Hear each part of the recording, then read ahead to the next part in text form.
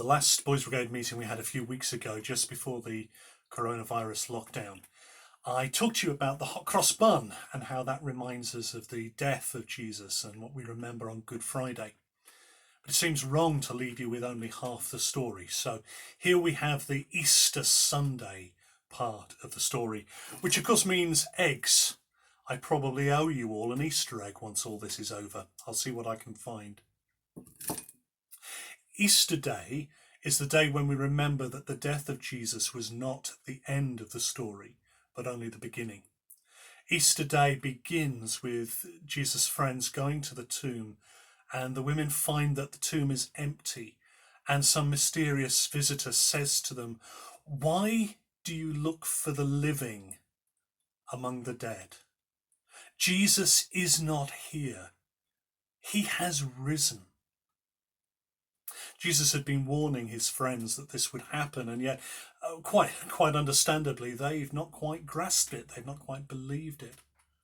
We've all read stories which talk about the great hero who appears to be dead and then somehow is part of the story again. I've just reread The Lord of the Rings. If you're looking for something to do during this time, then reading The Lord of the Rings is a fantastic thing to do. Maybe you've read it already, maybe you've seen the films, maybe you've played the games. But in The Lord of the Rings, spoiler alert, Gandalf, this great friend and companion to Frodo and the Fellowship, Gandalf battles the Balrog, this fire demon, and he falls from the bridge, and he falls and he falls, and it appears that he is lost and will be lost forever. And yet somehow, and I won't spoil how, somehow he is back in the story a little later. Somehow he avoids dying. The story of Jesus is not quite like that. It's not that he avoids dying. He is truly dead on Good Friday. They check. The Roman soldiers who are used to executing people, they're not going to make a mistake. They make sure that he is truly dead. And yet on Easter Sunday, in a way that baffles description, he is alive again.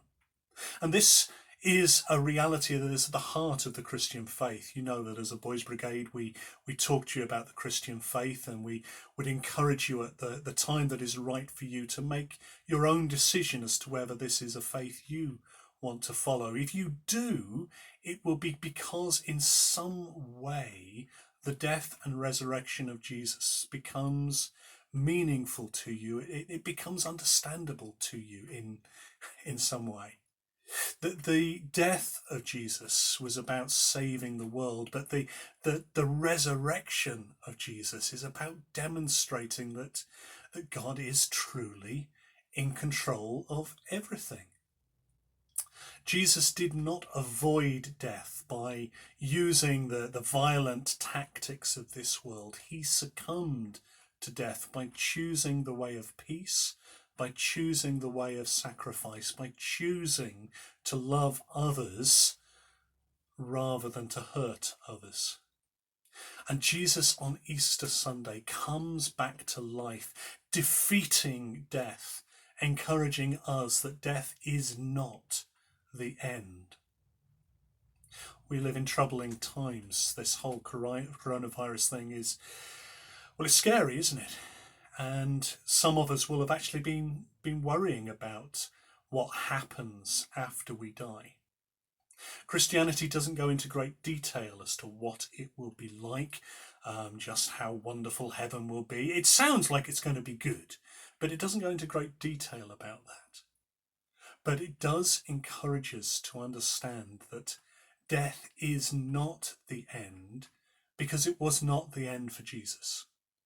It was only a part of his story. It was not the full story. And we know that those who have died live on in so many ways, in the memories we share, in the photographs we have, in the stories we tell. But we also believe that in a very true sense, they live on because death is defeated in Jesus.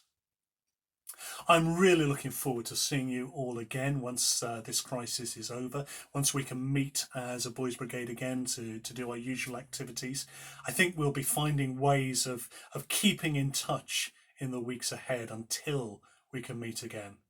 But until then, may God bless you and keep you. May God shine his face upon you, and may you know God's peace. Amen.